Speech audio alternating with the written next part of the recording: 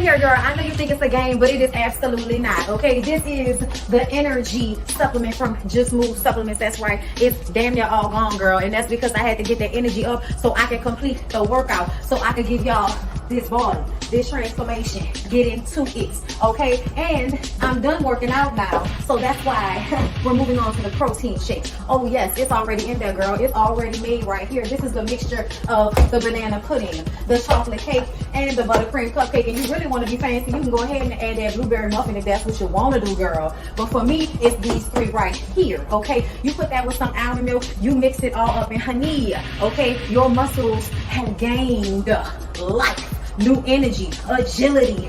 Get into it, okay? Just Move Supplements. Thank you very much. Hold up, Chief. Okay, don't forget about that TLC NutriBurst to get that multivitamin problem, because we all need a little extra. And child, if you want that sea moss that go down smooth, don't come up rough, okay? Get into the TLC Nautica sea moss. Yes, get that from me. And child, if your stomach hurt and you need to move some things around so you can be free, okay, go ahead and get that ISO tea down below in the description box.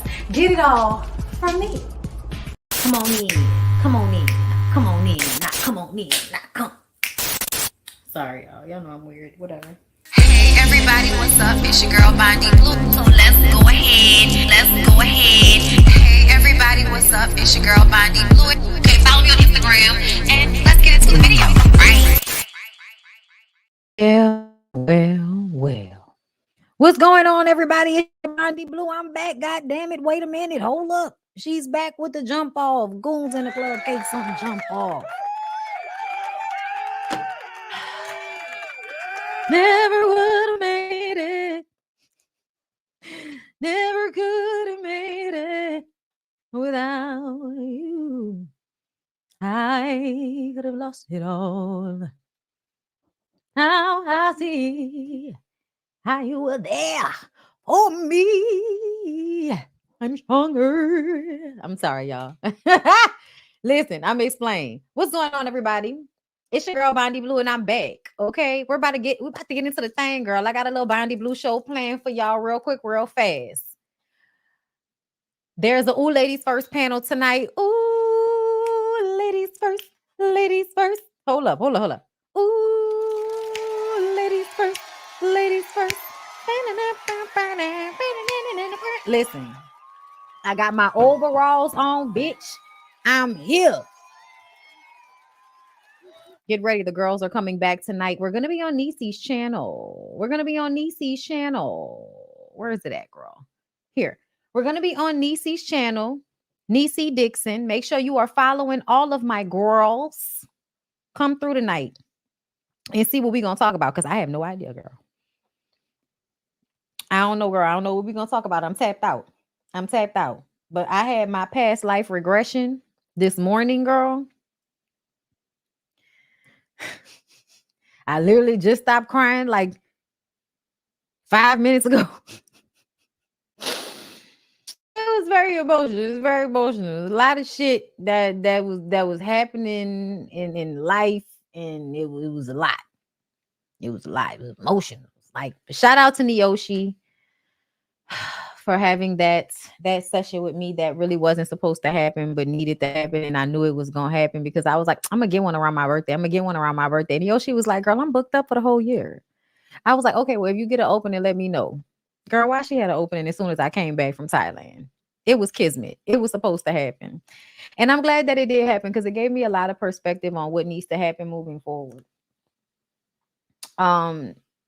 Just a little preview, New Orleans people, or if you're coming to New Orleans for Essence Fest, I'll be hosting at the New Orleans Jazz Market at Jamming Session the whole week of July. I'm sorry, the whole month of July. So July 3rd, every Wednesday in July, your girl will be hosting at Jamming Session. So if you're a singer, a poet, a rapper, an artist, and you want to come up and you want to display your gift to the people, practice, get it all out in a crowd that will be safe for you, come through. Because that's what I like to create when we are there. I like for everybody to feel like we appreciate their energy, that we appreciate them coming up to entertain us. However it goes down, you got to work out the kinks sometimes. And sometimes people come up there and you like, now how the fuck I'm supposed to go after that, you know? But I'll be doing me, y'all. I'll be doing me. I'll be talking about things. I'll be working on my bit. Okay, I'm gonna have my jokes in my phone. It's not gonna be no old school comedian shit, bitch. Like I can't remember none of this. I'm too old for this now. I didn't start this shit in my 20s. I can't remember these jokes. I have to write them down. Type them. It's 2024. So yeah, make sure y'all come through. Y'all come see me. And it's so funny because the past life that I went to, I was a performer. I was a performer in that life. Girl, I was a good performer too. So it gave me some perspective on that. And I love that. The panel tonight is for 8 p.m. Central Time. Okay, 8 p.m. Central Time. I'm sure that's what time Nisi has set it for. Let me make sure for y'all. I'm gonna post it on my page right now so that y'all will have the link to it. But girl, when I tell y'all, I feel like I done been slung everywhere but loose. Slung everywhere but loose, girl. I'm exhausted after everything that's taken place. But it was very much needed. Like I needed it. I needed the conversation to take place, like everything I just needed it. You know what I mean? So shout out to Neoshi for the past life session that I had today. Shout out to her. If y'all want to hit her up, she's booked, but she does past life regression parties where it's a whole bunch of people on one call and she does her thing. She puts you under and you allow for it to happen, but you have to be a person that allows for the thoughts to come up because you automatically assume, you try to explain away things. And you just have to let it come as it comes. Cause like, you know, she would ask me, what do you see? And I'm like, I don't see nothing, my eyes closed. But then eventually something pops up. You just have to give it time. It's the funniest thing. We were on for 2.5 hours almost, and it did not feel like, I said, what? She said it's been almost 3 hours. I said, no, 3.5 hours. I think we started at like 9:30 and we didn't get off till 1. It was long. It was longer than it was 3.5 hours. And I didn't even think it was going to be that long. And it did not feel that long. It was one life, y'all. But she took me through the beginning of this life, the key moments at the beginning of this life, my teenage years, to my death. And then to the moment that, you know, basically whatever the trauma is from what happened, because I'm not ready to talk about it yet, because I'm not ready to talk about it without crying, because every time I talk about it, I cry. That's how you know the shit be real. Because like before you even get to the moment, the emotions come. Before you even get to the moment to say, because she asked you what happened. So before you even get to the moment, I start bursting into tears, like just crying hard as fuck laying there. And that moment, I feel like in some ways has stuck with me throughout my life. There's a level of sadness that I carry with me, and things happen in this life in order to, you know, for that to happen. But as soon as I realized what it was, I was just like, that's why. I get it. And if you knew how funny it is for you to pop into the comments right now, because this was my name in that life. Y'all, that's weird as fuck. Give me a second. Not the whole name, but Lucille. Lucille was my name. That's funny. That's mad funny.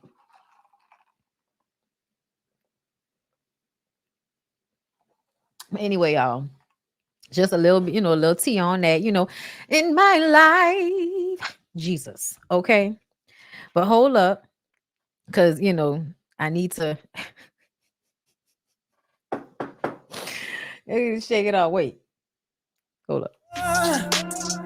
Ain't no hole in my blood. I think he got a new song out. Ain't no hole in my blood. No. Oh my god, hilarious. Okay, wait, let me pull up Neoshi her website so that y'all will see her website. Okay. You see what you wanna see.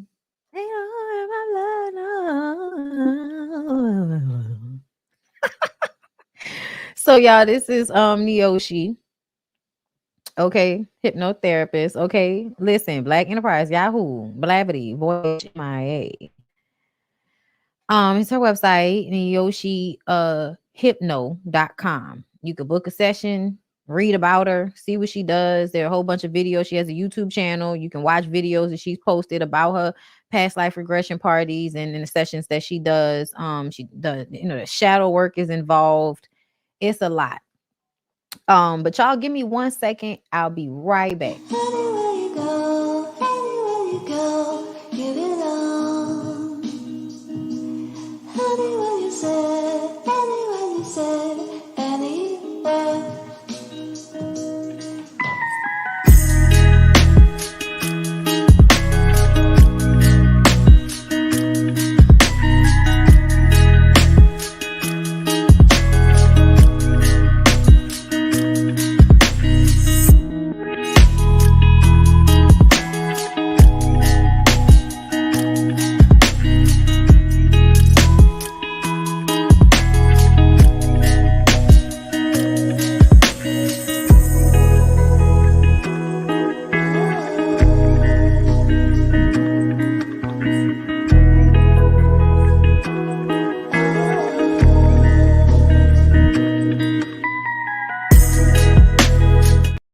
Okay, hold up, y'all.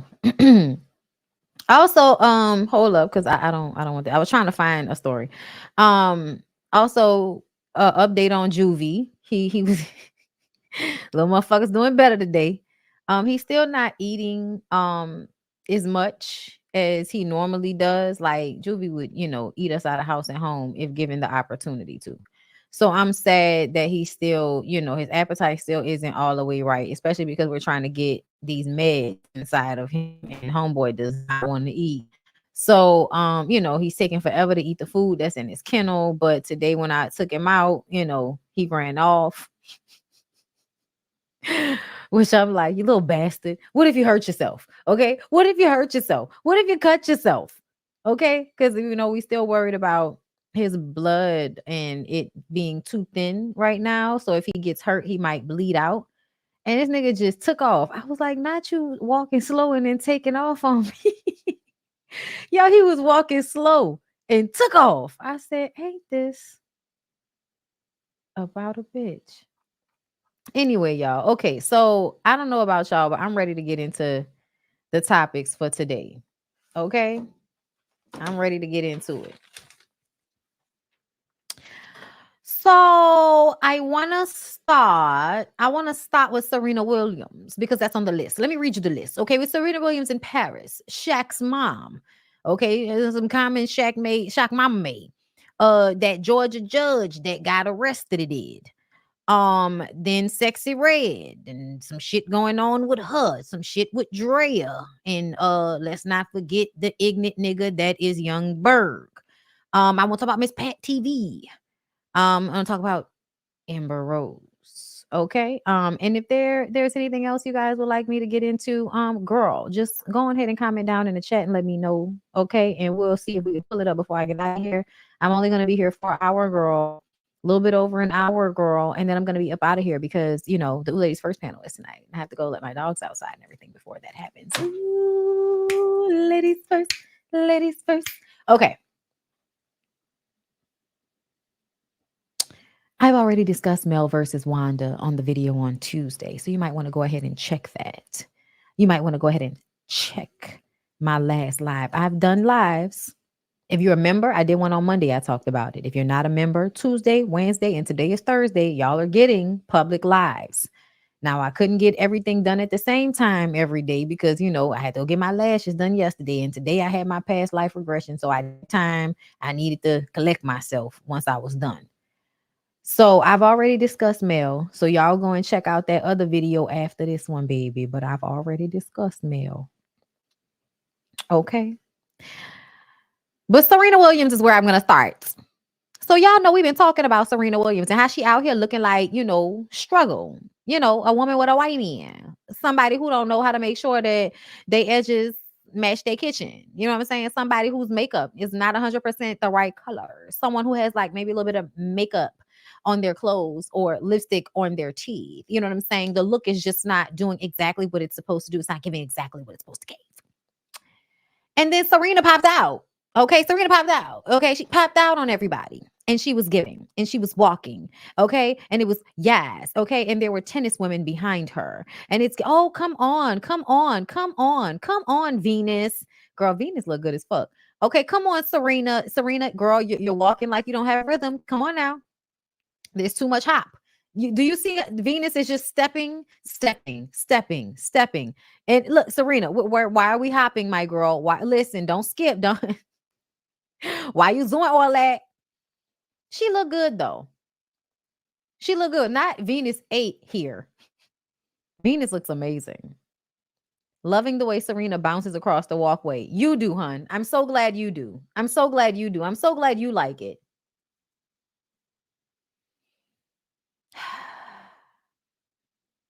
She look good. She look good. She look good. She look good, y'all. Okay? We're happy to see it. Serena, we're so happy to see your foundation matching. Serena, we're so happy to see your hair flowing in the wind. Okay? Listen, bouncing. We're happy, girl. We're excited about it.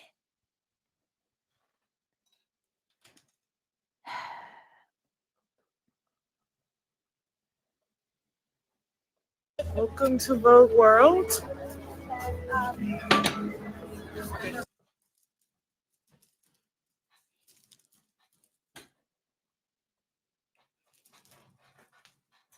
I have to get a wax. Judge me if you will. I don't care. What's going on here? Listen, I love you, Serena. We just want you to get it right again.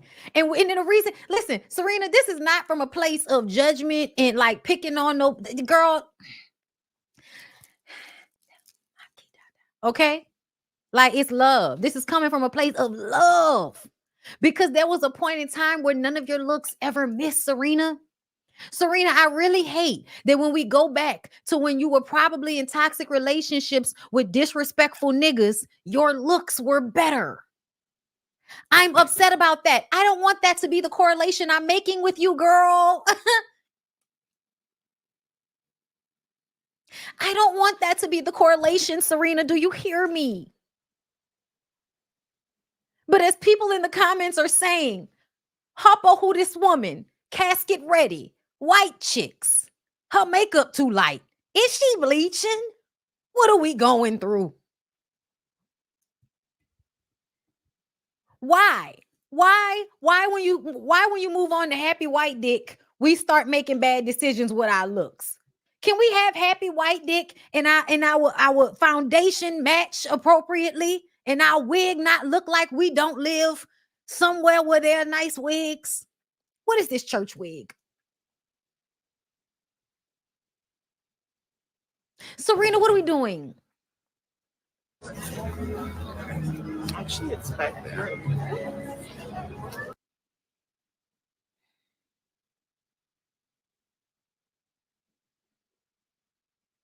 I don't know what's happening.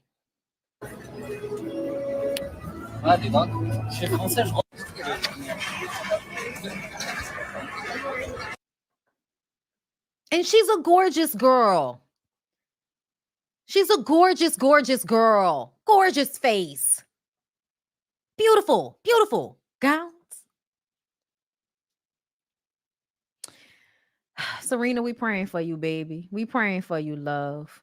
Because I'm going to tell you right now, I'm trying to grow as a person over here, okay? I'm Dalila Alacha. Okay, listen. Rastafari. Listen, I'm working on myself, right?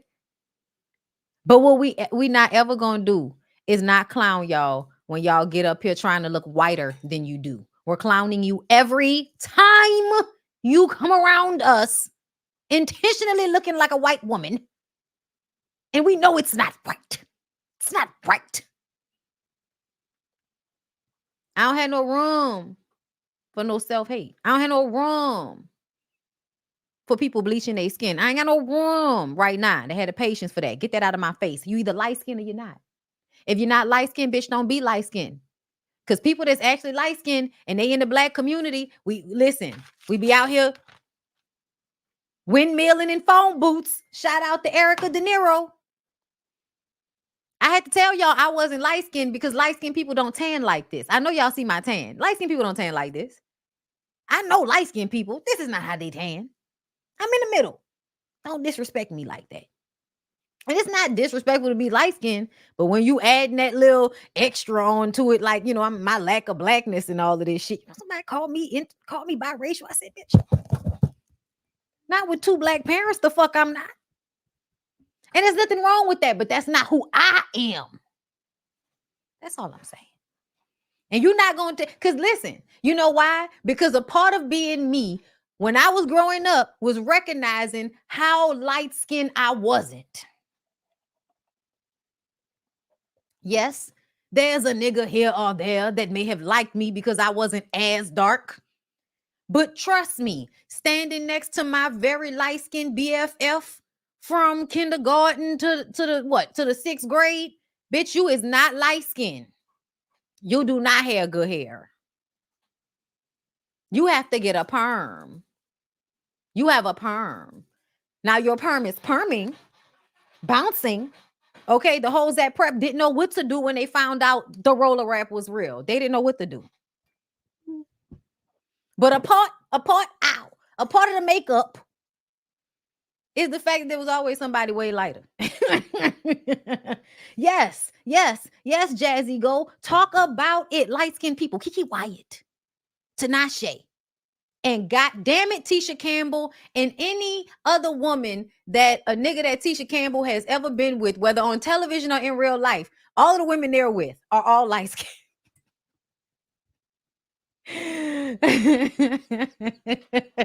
Okay. So me personally, I don't understand why beautifully melanated people feel the need to lighten their skin tone. Who the fuck wants to look more yellow? Why? For what? Why? I'm done. I'm done, y'all. I'm done. We're moving on. Hold up. Check it off. Check it off the list. It's off the list. All right, moving on. You know what? Let's keep it racial for right now. Amber, girl, biracial. Okay.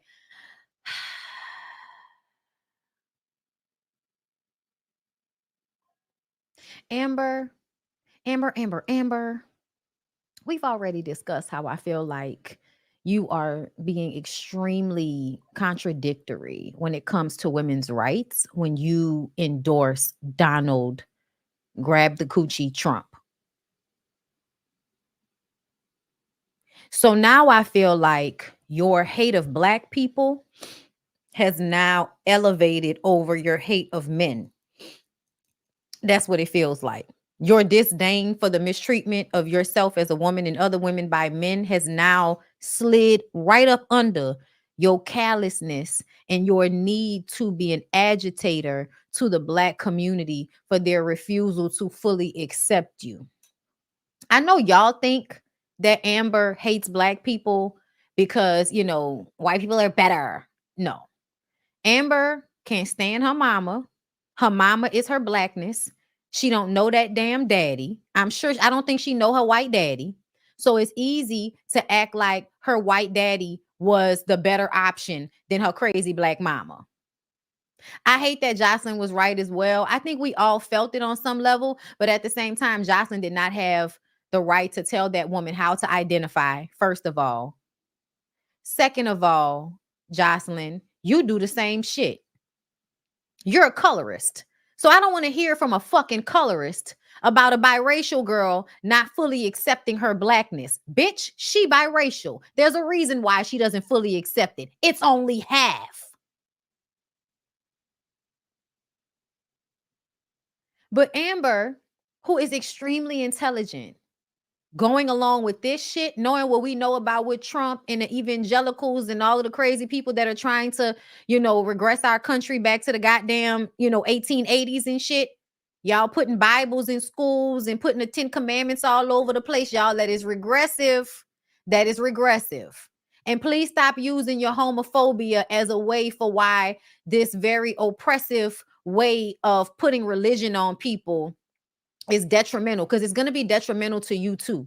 I know you think that you're not doing anything against God because you're not gay or you're not acting outside of your gender normalities and all of that, but your motherfuckers is sinning all the time based on what that Bible say. So it's so funny to me that you cool, y'all in the comments, oh, they telling the kids about gender, they telling the kids about being gay. Why they can't tell them about the Bible? Because first the fuck all, y'all don't want to be honest about the fact that the Bible is not a motherfucking history book, ho.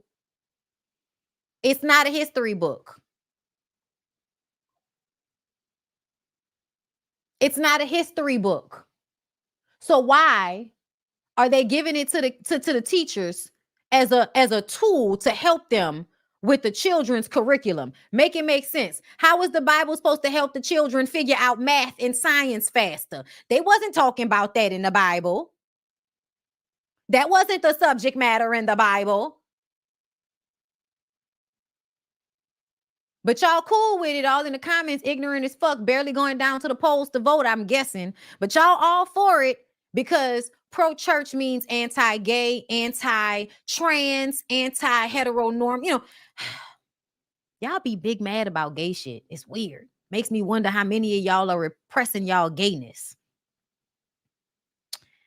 Amber is Cape Verdean and they act like Black Americans are beneath them. That adds another aspect to it. But trust me, and then her mom is the Cape Verdean one. So please clock the fact that all of that angst that she has towards Black people comes from the way she feels about her mom. And I feel like we're not hearing about it, but Amber is probably having some negative things going on with her mom. And I think that fuels her anger towards Black people. And then it doesn't hurt the fact that Black people respond to her the way they do on social media. I feel like her endorsing Trump is a way to rage bait, agitate the people who she feels the most agitation towards, which are Black people. Girl, go sit down somewhere because this is pathetic. It's corny, it's lame as fuck, and it's pathetic. Why do you have on a gold chain with Donald Trump's face? Why do y'all need to niggify Donald Trump? You don't need to niggify the villain. He's already dirty. He's already the bad guy. He's already flossing and stealing and all of that shit. He's already the golden calf in the Bible story, bitch. He's already the person that don't give a shit about religion, but is being fed financially by evangelicals. So therefore, he's going to act like he cares about what they're talking about. Y'all sitting up here letting these motherfuckers turn y'all children into invalids. Y'all, because I'm just telling y'all, a lot of what they want to do is they want to put religion in so that they can take out all of that matters. Always, it's indoctrination. Indoctrination. We don't teach you your history. We don't tell you the truth about anything. We just tell you to have faith in a God above you. And the God above you is a representation of government. The God above you is representation of your church. It's the representation of your parents. Any authority figure over you is represented in the Bible. Therefore, you are teaching the children how to have blind faith and believe what is being told to them with no real evidentiary support, which is contradictory to what the fuck the seeking of knowledge in school is supposed to be about. Hallelujah.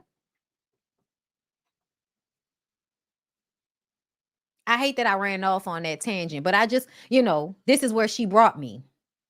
This is where Amber brought me.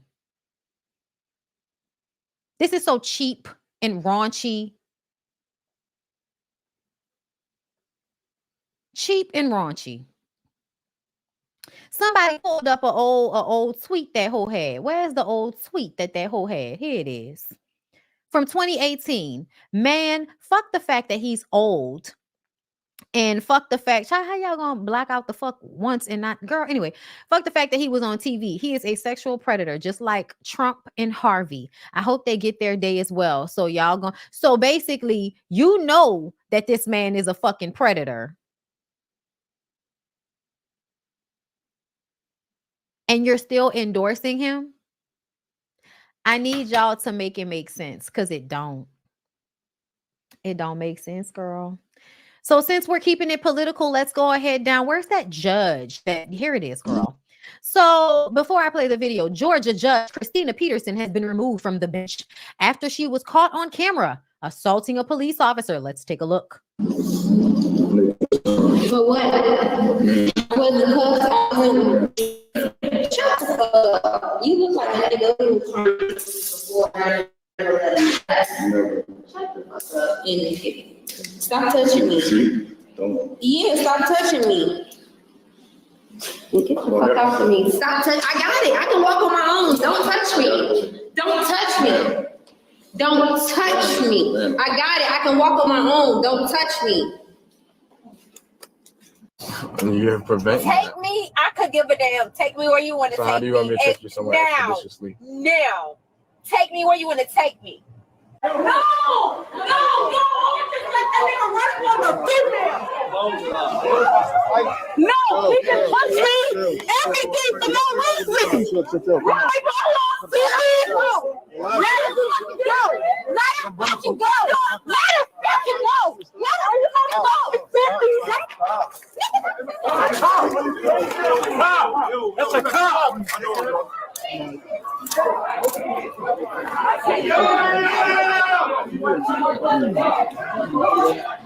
The Georgia Supreme Court ruled that she had broken multiple code of judicial conduct policies since taking office. We agree that removal is warranted here. The hearing panel found that the JQC director proved by clear and convincing evidence 28 of 30 counts alleging that Judge Peterson violated the CGC and that discipline is authorized under Georgia Constitution. No. Take me where you want to take me. I can't take no, you. I don't take have me. any.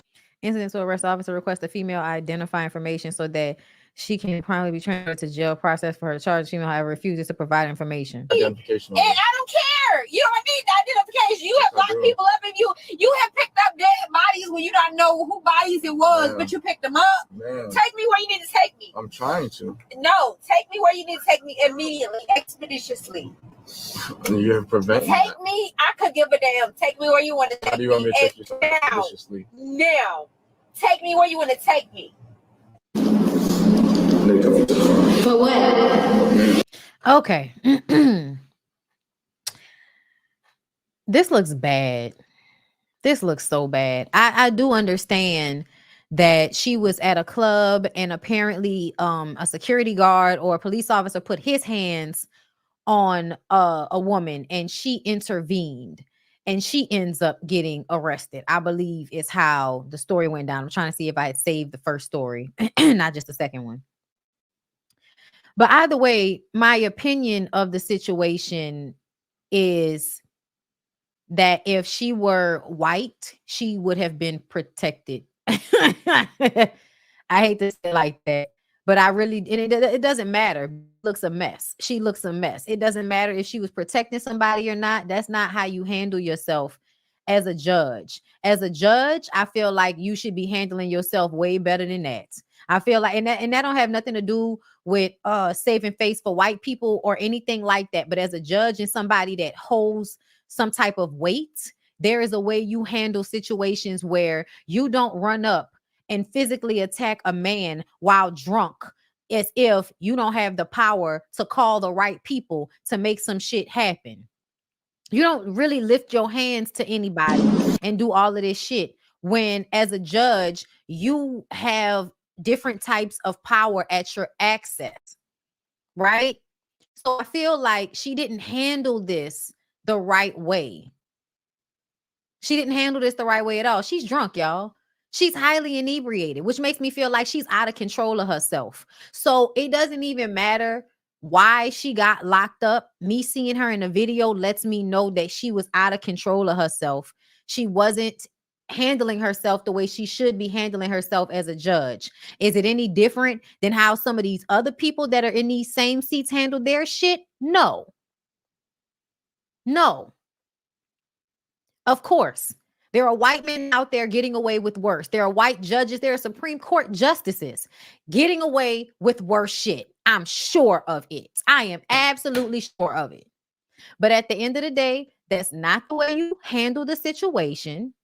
You are a judge. And the last thing you ever need to be doing is looking like a thought, drunk and out of control of yourself, fighting police officers for any reason. And I do feel like the police officers were extremely calm and trying to be patient with her. But she's drunk and belligerent.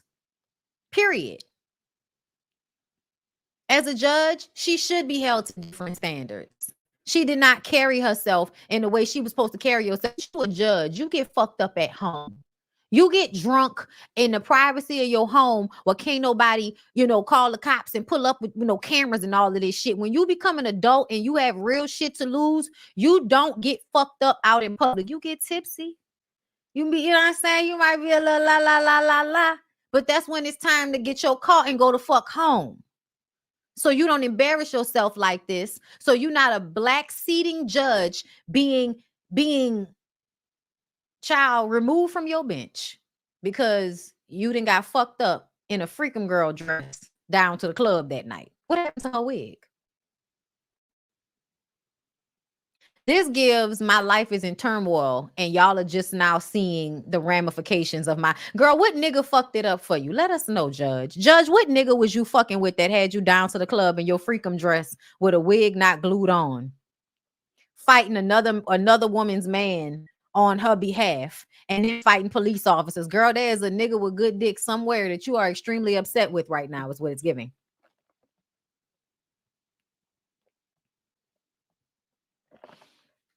No, they said it's a whole bunch of shit. They said we agreed that removal is warranted here for she had broken multiple code of judicial conduct policies. That's what it says. It says she had done a plethora of things. It didn't say exactly what they were. I don't need to go that deep. I'm not that interested. All I know is this is enough to let me know she going through it right now. She got some shit going on in her life that's causing her to lose sight of what's important. Bitch, you got a judge seat and you out here fighting in the club in a freakum dress. What the fuck is going on? I believe you. I believe you. I believe somebody said you got a history of acting a plum fool. I believe you, baby. You ain't got to convince me of nothing. Hey, Crystal Mabombu, what's going on? Thank you for becoming a member again. Girl, there's a goddamn... Y'all know I just came back. Y'all know soft stuff, girl. Anyway, thank you for the super chat. Hey, Bondi, so glad you're back. You look absolutely beautiful and refreshed. I hope all is well with Juvie and the family. Thank you. He is on the mend, girl. He jumped up on me today. I was like, oh, you jumped up on me. He's getting better. Jay Jersey girl, thank you for the super chat. Check out Greenie's pill pockets for dog medication. No, we have them. We had them. I think we might have used all of them, but he still don't be wanting to eat, y'all. We put them pills in some ground beef, and that nigga barely touched it. Joey Childs, thank you for the super chat. We working on it though. I'm gonna tell Lyric to pick up some Greenie pill things on the way home. But yeah, y'all, that's what happened with the judge. Let's do a quick little like the video, and then we'll get back into the thing of the thing of the thing.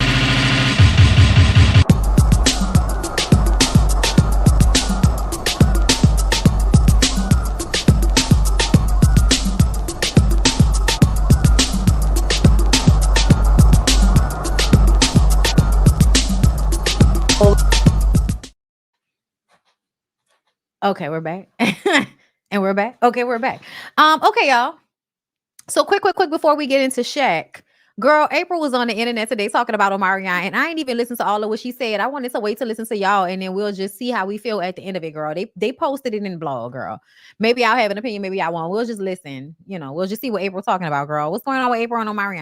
Well, let's just clear this shit the fuck up. Oh, no, not let's clear it the fuck up. We starting out with a whole bunch of profanity. People have made Apryl upset.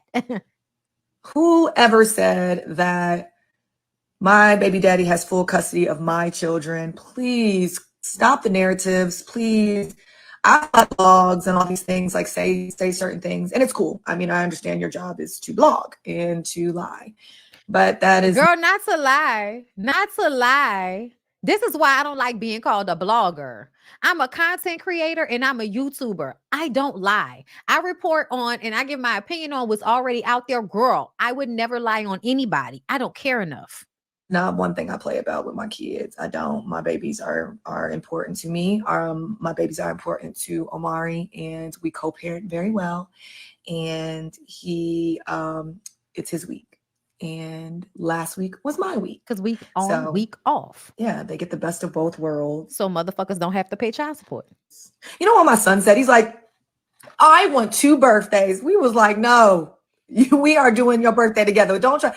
They be trying to, kids really be trying to play parents. They do. Stop it, kids. He literally was like, me and O was like, we gonna split on this.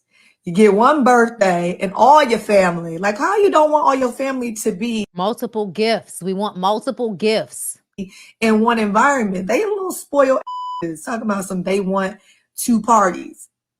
No. He tried it, Mega. He's always trying it. He be trying to fuck at you. But yeah, Dad and I are great. We're really, really good in a really, really good place. And you can, well, let's just clear this. Okay, so just in case y'all thought she was about to get online and down talk, bad talk, oh, Marianne, girl, it's a lie. So this is giving paid posts. Girl, it's giving paid posts. I'm just your dildo. That's all I can be. Ain't even charge you. Let you fuck me for free. Okay, ain't even charge you. Nah, she definitely paid for this post. Girl, what? You ain't talking about nothing. Sometimes I mean, you ain't talking about nothing. Girl, what you talking about? Who said something? Who was in the comments asking you about where the baby was and all of that? Girl. Ignore them people, girl. Why I'm saying ignore them people? I don't be ignoring y'all. Shut up. Girl, that's what she had to say. Moving on, bigger things. Shaq's mother admits she didn't feel his marriage to Shawnee was right for him. Is that right? Let's read it. Get into this, neighbors. Throughout this year, Shawnee Henderson and Shaquille O'Neal's former marriage has been a topic of discussion due to Shawnee's book and Shaq's podcast, where they both have respectfully detailed their time together in their 7-year marriage. Now, Shaq's mom is joining the conversation and giving her thoughts on what her first impression of Shawnee was back in the day. While doing an interview with Sway in the Morning, Lucille O'Neal, girl, if this Lucille name don't keep popping up today, Lucille O'Neal talked about how it is to navigate being a mother to a wealthy athlete such as Shaq. Sway asked Lucille what it was like to meet Shaq's then wife Shawnee and how she viewed their relationship initially. Lucille didn't hold back with her answer. A mother's love for a son is something extremely unique, and at some point, those sons find other women, Sway began. They find wives. What was it like when you first met Shawnee? What was that like, knowing that my son is about to be married and has this new person in their life? Before then, I had already gotten to the place where my place is secure. I don't care who he marry or who he gets with. I know my place and I'm secure in it. The fact that Lucille even has to say this to talk to herself, to tell her that she's secure in her son's life, gives incestuous relationship. Not sexually, emotionally. Emotionally, it gives incestuous relationship. Because why the fuck do you feel like you need to tell yourself that your place in his life as his mother is secure when he finds other women? They're not other women. You're his mother. These are the women he's going to be in relation with. That's not the same. That might be an extension of why he can't seem to treat women properly in his relationships, because there is something that has taken place between the two of y'all that has caused a break.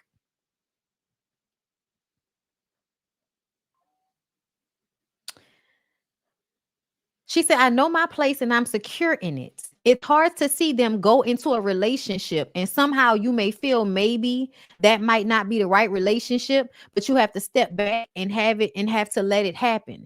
And I tell a lot of mothers that we are going to remain their mothers as long as they live. We are not their girlfriends. So I'm safe in my place. And obviously it's something that she's had to learn and deal with. And I just want to say that that's a good message. And I'm glad you came to that conclusion. But I also feel like, yes, Oedipus, Electra complex, unnatural, incestuous, covert, incestuous relationship with the child. Yeah, absolutely. And I think it's only heightened by the fact that he becomes rich and famous and you feel like nobody should be able to take the attachment to him. Like, I'm his mother. I'm the woman in his life that has secured him to get to this place where he is. And now he's going to bestow everything that I've helped him gain on some girl who we know may only be with him for his money. Yeah, that's a very difficult situation to be in. But I definitely feel like her having to tell herself that her place is secure in his life is obviously a sign that their attachment was unhealthy in some way. And that's honestly, that's quite normal. I feel like the way we are socialized, especially in the Black community, and it's not just in the Black community. Please don't get anybody wrong about this. Men are meant to be coddled. Men of all nationalities and ethnicities, any strong family structure, they will tell you the Latin people, the Asian people, everybody's like, strong family whole. You go to any ethnicity, nationality, or family for the most part, and they coddle and protect the boys and the young men in the family, and then they put the girls to work. That is usually the dynamic. And so because they have this very coddled relationship with the boys already in our society, because we put men on pedestals, we put boy children on pedestals. So then in being Black, you add what happens to Black men in the world, this racial world that we live in. They are usually sought out to be harmed and seen as a threat. So now you add that on top of it. So now, of course, Black women are now taking the approach to a heightened level of protecting men, protecting the men around them, or having protective, unnatural attachments to them, either because they don't have the space to focus on themselves, so they focus all on a child, and in that process everything becomes hinged on that child, and the emotions that they should be having for themselves or for another partner are all put into the child, and they think because they're the mother, that's what they're supposed to do. All my attention should go to the child. That's not true. That's not how that's supposed to go. You become a mother, and it is still only a part and an extension of who you are. It is not your entire identity, which means you need to have other relationships, other interests, other things that you do that fulfill your cup, because otherwise you are going to form unhealthy attachments to your children and whatever their life's outcome will be. It's just what it is. Okay. So it definitely feels like Shawnee may never have been able to actually get close to Shaq. I think men sometimes who create those very close bonds with their mothers find it hard to bond closely with other women. They will have relationships with women, but there is almost like a place inside themselves where they are completely vulnerable that they will not allow for the women that they are in relationships with to see. It is a space they put only for their mother. And so because of that, there's a lack of intimacy between those men and the women that they're in relationships with. So as much as the women try to connect with the men won't let them, because they feel like there's a part of themselves that only their mother is going to love and accept. And so there's a space inside themselves that they won't fully emotionally connect with a woman. And when that happens, it shows itself in a number of ways, but cheating is one of them, because there's an overall disconnect, which means you need something new all the time. You need something to replace this thing. You need to be distracted. let's see. She's the one that told him to marry her in the first place. That's because she probably had gotten pregnant. And you know how old school people feel. Hey, you didn't got her pregnant. You better marry that woman. Marlon Wayans has a similar relationship with his mom. He said that how he felt for his mom is the reason why he never got married, because he felt like that was only a space for her. That's more, that's something that's more prevalent and usual than people actually want to admit. While a lot of mothers see their daughters as competition for attention of all men, especially men they are intimate in intimate partnerships. Yes, you see that a lot with women and their girl children. I'm a single mom of a son, my only child. We are very close, and I probably will internally feel the same way when he gets married. I hope I'm not this type of mom you're speaking of. Well, check yourself, love. Because you should be connected. It's your kid. You know what I'm saying? But there is a level of separation that needs to happen for them to be an adult and not be codependent on you, and you not codependent on them. But that's something you could check. On the other hand, that can be said for daddy's girls. It can. But we're not talking about daddy's girls right now. We talking about this nigga. Okay. And honestly, this happens more between boys and their mothers because we're having boys more than girls, apparently. And then on top of that, men don't stick around a lot of the time to create those types of relationships. They do, though. Lisa Ray and her daddy. So I can give you examples of it. Don't get me wrong. But, we don't see it as often because a lot of times men don't stick around in the same way to form those types of, codependent attachments on their girl children. Girl, I saw a story. I don't think I saved it, but girl, I had saw a story about one who said her stepdaddy proposed to her or some shit like that. Girl, let me see if I can find that story right quick, right fast. Okay, just let me see. And while I'm doing that, y'all do me a favor, like the video. Anywhere you go, give it on. Anywhere you said, anywhere.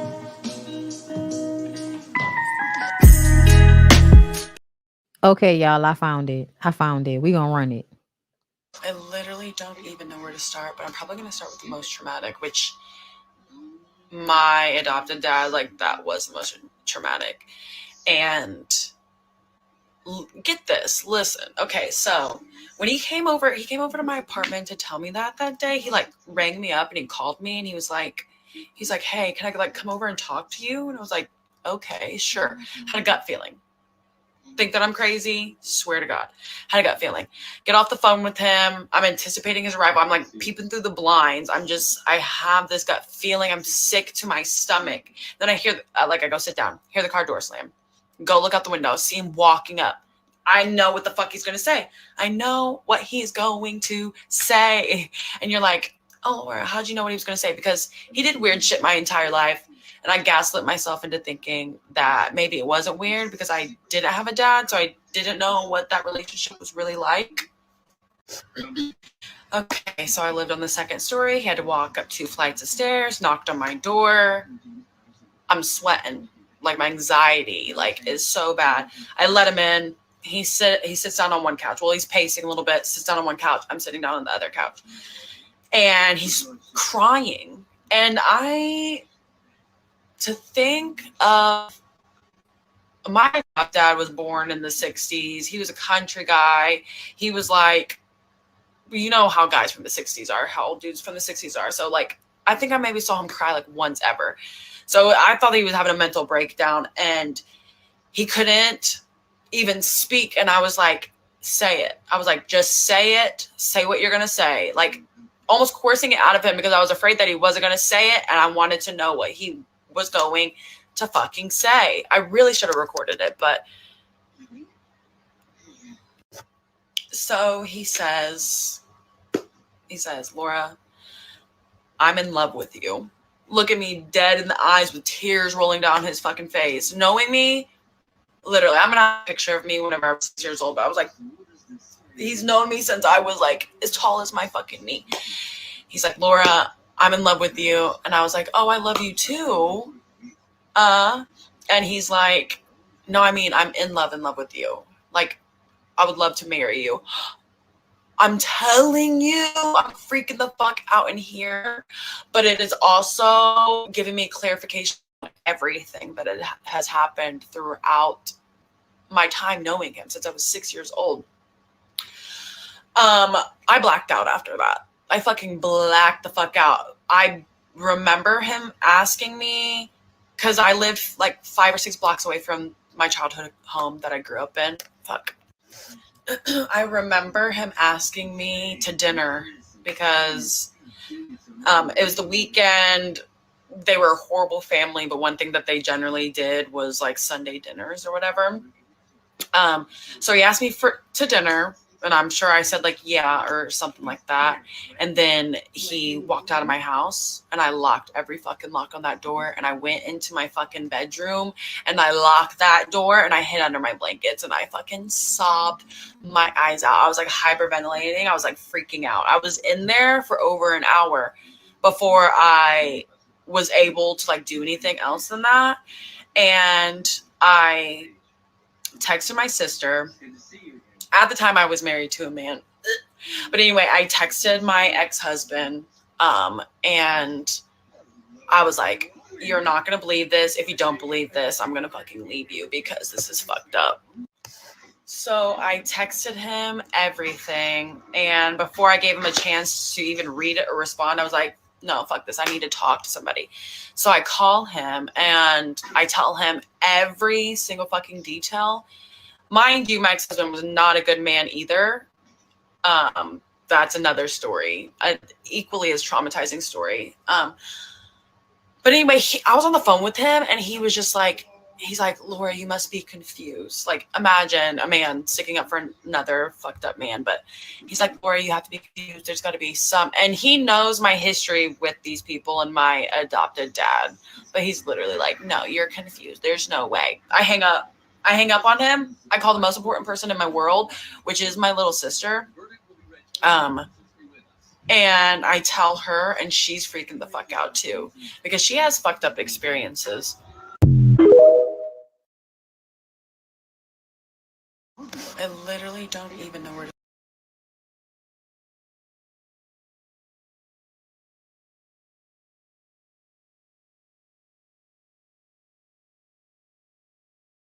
Sorry, y'all. I know I was muted. I see.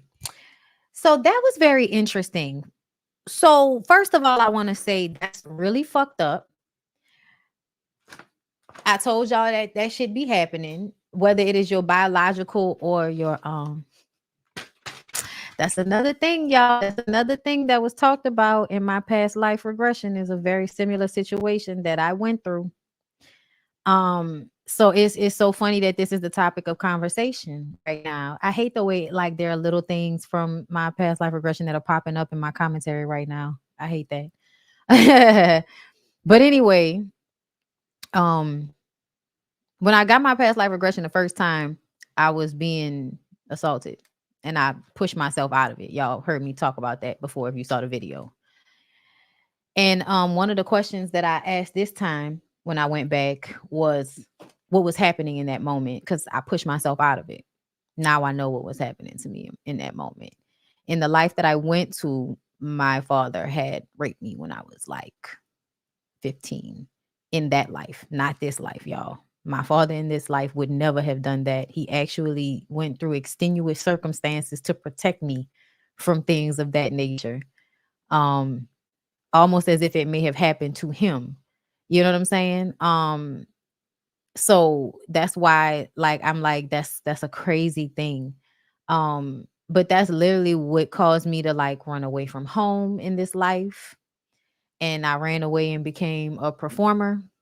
And then there's a whole bunch of other shit that we'll talk about in the actual video that I'm going to do, which is separate from this. It'll be a members only initially, and then I'll put it out later when I'm ready. But yeah, it'll be a members only video. So I'll probably talk about it Friday, tomorrow, when I do my members only. But anyway, I always think that's so fucking sick how men can like flip that switch from wanting you, did they want you as a child? Like that, it turns into that. Like You know what I'm saying? Like, were you always, you know what I'm saying, trying to get me? Like, it's crazy because it makes you feel like you never can really know who a good person is sometimes. Even if you remember certain things that, you know, you could tell this was the energy once you know that part. But a lot of the time, before you really know what's going on, you will explain away every situation. You know what I'm saying? But it's crazy that that's something that happens a lot, y'all. That shit is crazy to me. Yeah, that's exactly why she told him, because he kept getting her pregnant. But that's either wrong reason to marry someone. You probably asked to be protected from that in your life now. So your dad was super protective in his life. Exactly. Because like, bruh, I remember when you do past life regression, I told y'all, you remember the feelings. You just remember how shit felt. And that makes it stick. That makes it stick like paint to the fucking wall. Like, you know, what's felt. You know what I'm saying? Did I catch it? I don't know. No. Damn. Okay. I dream about my past lives and go to those dimensions in my sleep. Keep meeting people from past lives too. Yeah. Most of the people that I am surrounded by are from my past life, or from past lives, which is why it's hard to people to penetrate me. Because I just don't let everybody come into my energy. So most of the people that I actually fully connect with or am close to, they were already around me before, because I have to feel comfortable. So yeah. But yeah, this is crazy. And there's another story out there too. That we might, you know what, we might get into the rest of this in the members only video, because I believe there are more videos. But y'all give me 1 second and we'll jump right back in. Anywhere you go, give it on. Anywhere you said, anywhere.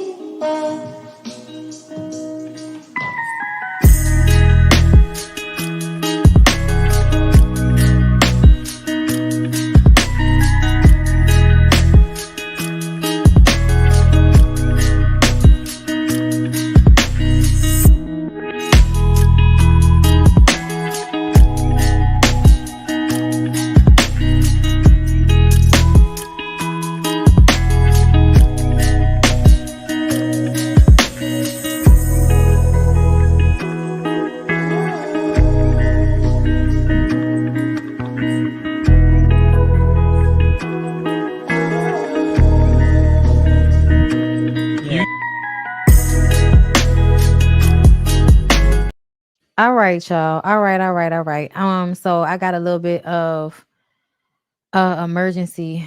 So we're gonna get through Miss Pat and Young Berg, and I'll talk about Sexy Red tomorrow. But anyway, yeah, everybody has a past life. I don't think any souls are new at this point. I think everybody's recycling or coming back at one time or another. But anyway, let's go ahead and get into Miss Pat. You was waking up to do radio, but what happened? They quiet me.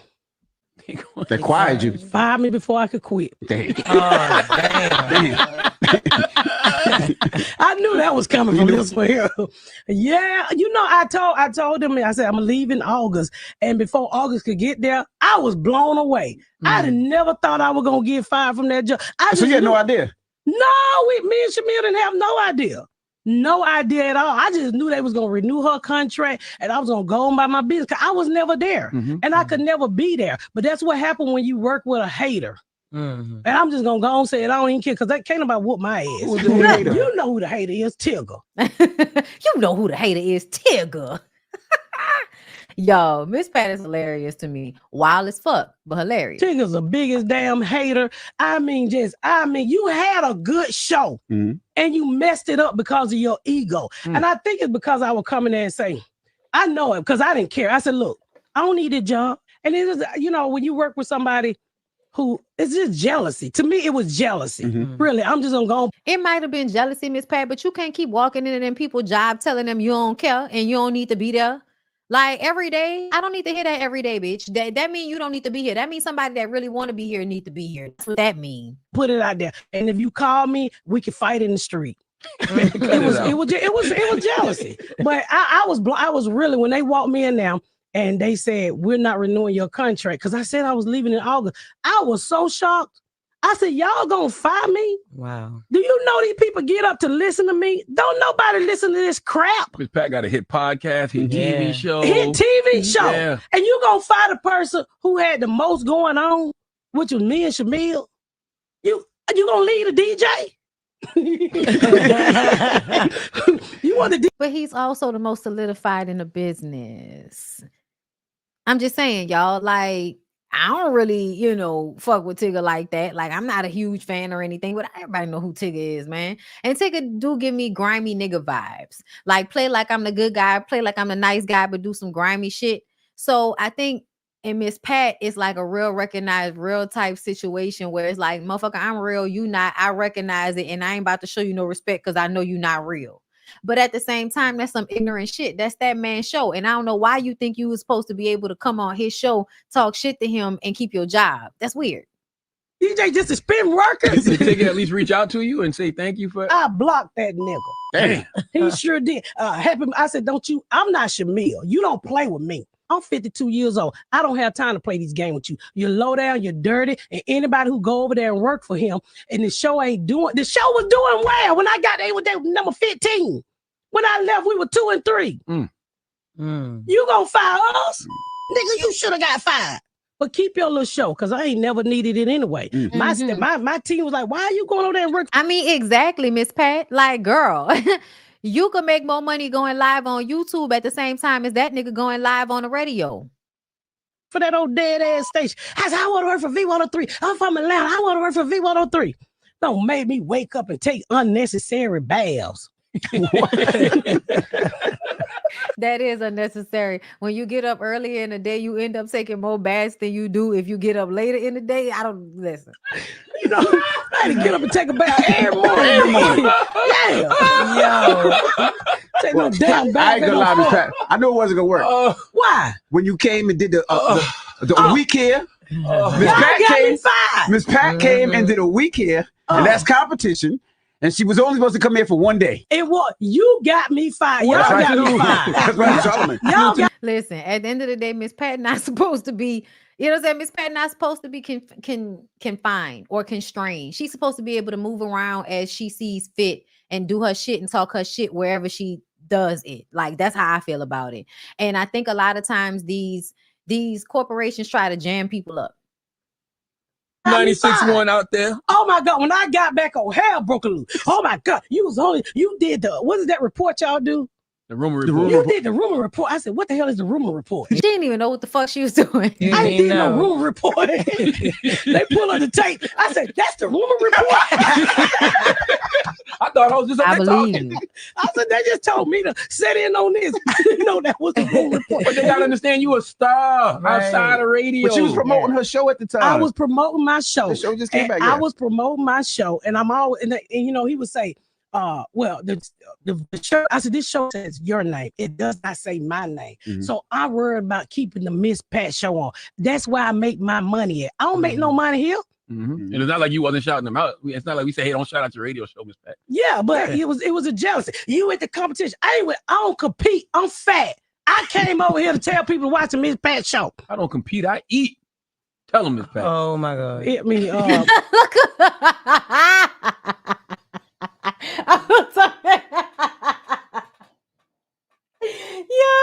just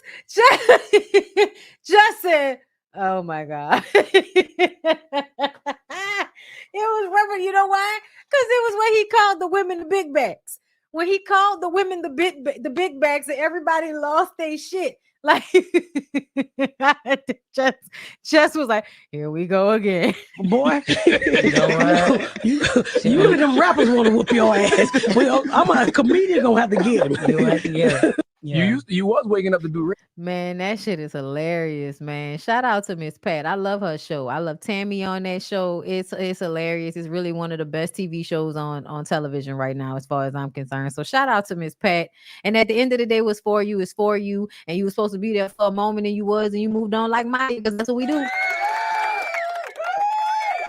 You be there for a moment, and you eat that when it's time. when it's time. Okay. And lastly, y'all, so that everything's okay, y'all. Larry's just at work and he not feeling good, so he want me to come and get him. So I'm about to go and get him.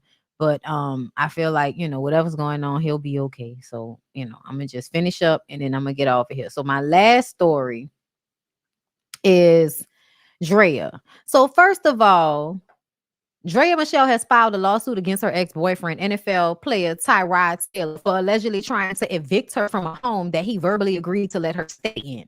According to TMZ, Drea and Tyrod began dating in 2020 around August 2022. Tyrod decided to buy Drea a house in LA for her and her children. At the time, the couple verbally agreed that Drea could stay there and eventually buy the house back from Ty if she wanted.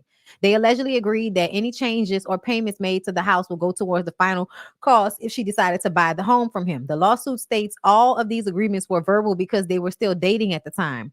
Well, a year later in 2023, the two broke up and Drea moved on to her new baby daddy, 22-year-old NBA player Jalen Green. Drea, though, was still staying in the house. She claims she offered Tyrod $2.8 million to buy the house, but he upped the price to $3.2 million, which she was okay with because she had invested about $300K into the home. But to Drea's surprise, Tyrod backed out of the agreement and is now threatening to evict Drea and her kids from the home. Drea is suing for breach of contract and is asking for an undisclosed amount of money. And I hope she get it. And I hope she get it. And I hope she get it. Yeah, y'all, I was right with y'all about the verbal part until there was an actual amount agreed upon and she agreed to pay it and he backed out anyway. You just was trying to make it hard for her because you didn't want her to be able to be in the house you bought with that new little nigga. Let that new little nigga buy you a house. But that's what I'm saying when I say men are really not that generous, because you want to act generous when you fucking a woman. But when you are no longer with her, all of that generosity goes out the window, which means you're not actually generous, my nigga. You just want to use what you have to bait and switch on somebody. Because at the end of the day, if you got it like that and she offers to buy you, give you the money for the house, man, give her the fucking house and move on with your life. It's a business agreement. You probably gonna make more than you bought for it. To me, that's just some vindictive shit. So at the end of the day, I hope she wins her lawsuit against that nigga because I have kids in this house. Okay, I just had a new baby. I don't feel like getting up and moving and all of that shit. Y'all, this one that is killing me. I don't want to move. I don't want my kid like this house. I like living here. Here's the money. This is what we agreed upon. So at the end of the day, like I feel like I'm on Drea's side with this, and I don't see nothing wrong with how this went down. The only thing I would say is next time a nigga buy a house for you, you make sure he put your name on that goddamn deed. You make sure you put your name on that goddamn deed. Portia, everybody, y'all keep letting these niggas try to woo y'all with these high price items. High price items, verbal agreements, bitch, everything needs to be in paper. You want to be about your pussy? You in the business of exchanging coochie and life force energy for money?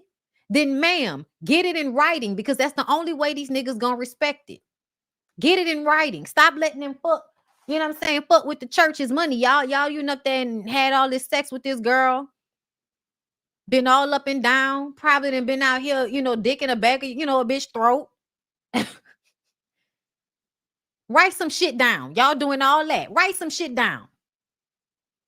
But at the end of the day, verbal agreements are binding, especially when he later agrees to the amount that he wanted to sell the house for, only for her to come with the money like, yeah, I got it. Like she said, yeah, I got it. He raised the price. She said, yeah, I got that too. Yo, I'm sorry. I like Drea. She just be giving fuck whatever y'all said. I don't really care. Oh, y'all said when you over 35, these niggas ain't gonna want you. I proved you wrong. Oh, y'all said the bitch can't live long on her coochie, bitch. I proved you wrong. I might have to go from the one to the next to the next to the next, but some of y'all hoes doing that anyway, and y'all lives ain't improving. Y'all ain't getting no house. Girl, he didn't think she had it like that. Stupid. Yeah, she should have had a paper trail, but I'm gonna tell you this. She did enough though, because he still had to back out of an agreement that they already made. That amount of money, him backing out of that, I hope she has like text messages to prove that there was an agreement on the amount and he backed out of it. But I think there was, since she said, oh, he had this price at first, we agreed to that. Then he went up, and I'm cool because I put 10% into the house already. So I'll give you that. Yeah, I'm sure there was email. Exactly. In order for you to bring a lawsuit, no reputable lawyer is going to take your money if they don't have enough to win the case. I hope she would be smart enough to know that. And if nothing else, I will hope Jalen's ass is smart enough to put her in contact with a lawyer that knows. So yeah. So here's the thing. Y'all, I really like Young Berg. I don't like Young Berg because I don't like men that nastily smear women's sexual escapades in front of everyone in order to embarrass those women. I low-key find it violent. Like you get off on knowing that people are going to degrade this woman down to the ground once you've put out this information about her that you know, and you like doing that to women. For instance, Drea Michelle. I don't know if it went down like that, but I think you dirtied it up even more, saying she was sucking dick in an alleyway on her knees like she was some prostitute drugged out on crack or something. Like, you completely degraded Drea Michelle's shit on The Breakfast Club with Ray J. And I feel like you did the same thing with the way you treated Hazel E. You was banging Hazel E asses out. And then when you got in public, you would act like you wasn't attracted to her, like you didn't know her. Purposefully. Then you poured all her shit out in the street. Those types of things, y'all, those are very intentional, insidious ways of making a woman feel small. And for him to literally take her purse and empty it out on the ground like he did, almost like you want to put everybody's trash and dirty laundry out in the street and then walk away hands up so you can make that woman look bad, look like dirt under your fucking feet as you walk away from her. Yes, that's what Young Berg has done. Ray J did the same thing to Drea Michelle. When he put her on blast and emptied out that box, talking about you got your coochie cream and all of that. Like, nigga, if her coochie was fucked up, it's because you out here fucking strippers with no condoms on them, bringing back fucked up pH balances, and you want to try to put her on blast about some shit? You ain't shit ass, dusty, crusty, dirty, dick having nigga. That's the type of shit that them niggas do. And so when he's sitting here looking thick in the thighs with his ankles crossed, talking about Drea Michelle, and it always annoys me because it's men that would fuck these women. They would fuck these women if these women allowed them to. They would empty their club, empty their clip up in these women's clubs. Do you hear what I'm saying? Come in them in everything and then turn around and desecrate and denigrate them in front of people and act as if they're nothing. It is the weirdest thing that you would share your body and open up yourself to disease and death behind a woman that you would then turn around and act as if she is merely scum on the ground. It's insane. Yeah, like last time I seen Drea, when we was talking about that shit, she was with Puff. And I fucked her. I feel like she was giving the nigga the hand. This nigga Puff was trying to have a meet with me or whatever. First of all, I can't stand this power puff face ass nigga over here. I can't stand him. You look like you stink. You look like there's something growing under that beard, you dirty, musty, dusty, crusty ass looking ass nigga. Anyway. And like fucking there and like Cassie's in the house. Oh, you heard he asked you fucked her too? And he was like, nah. I feel like he was about to say she didn't want to fuck him. So that's why you up here right now telling this very nasty, embarrassing story, right? Whatever, and like Drea's there or whatever, and like Drea's sitting next to him. Yeah, the threesome. And the nigga's trying to have a meeting with me, and like I think that like Drea like giving him a hand job or something under the cut blanket. I'm like, bro, I don't want to talk too much. I went back downstairs with Travis Scott. Wait, Drea freaky like that? Why are you making it about Drea being freaky instead of making it about the fact that Diddy, a known predator who likes to control young women, if she was giving him a hand job in front of you under a table, why does your thought process go to she's a freak and not to, oh, he may have been making her do that just like he made Cassie do shit? Especially since Young Berg just said that Cassie was upstairs. I don't know. I ain't gonna lie. This is some while she said my wholeness could be deleted.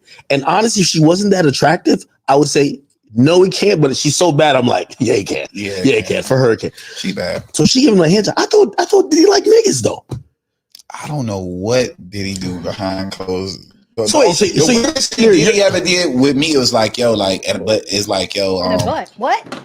I met it. So damn, I was at a crossroads in my career, and like I was about to leave Atlanta. So yeah, like last time I seen Drea and we was talking about that shit, she was with Puff, and I fucked her. I feel like she was giving the nigga the hand. This nigga Puff was trying to have a meeting with me or whatever, and like. I don't need to hear the rest of that. DJ Academics is so fucking thirsty. Like, you want to listen to him tell you this nasty ass story because you wish you was the type of man that could pull a woman like Drea.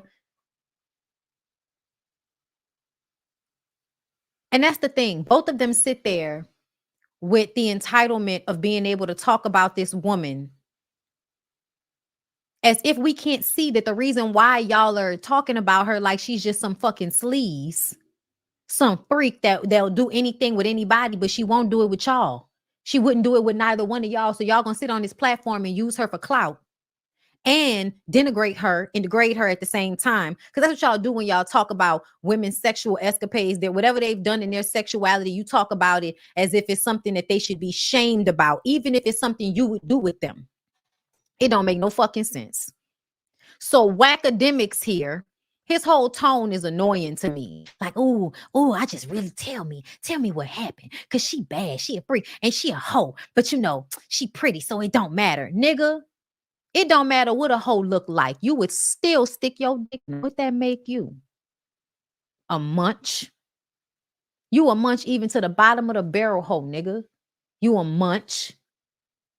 That's why you hate women so much. That's why a lot of y'all hate women so much, because y'all be so deeply pulled and invested and wanting that coochie so bad and can't fucking have it. So now you want to get online and use your little microphone to talk bad about the bitches because you're mad because you can't have them. Act like you wouldn't. I wouldn't want you. Yeah, you would. Yeah, the fuck you would. You thirsty ass, lame ass, drought dick ass nigga. Yeah, you would. Niggas need to know how to handle rejection. You need to know how to handle rejection. You need to deal with the fact that everybody don't want you and everybody that you want ain't gonna like your ass. That's life. Even the most beautiful of bitches have dealt with that.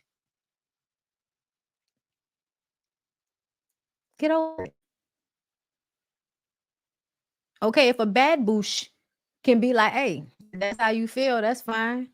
And with that being said, I'm out. You know what I'm saying? If a bad boosh such as myself can feel that way, why weird ass wobble neck, misshapen, dusty, dirty, nasty, stanky, probably don't fully wipe their ass niggas, why do y'all not be able to accept the fact that everybody don't like y'all? And what's hard to understand about the fact that Diddy is a 69 god?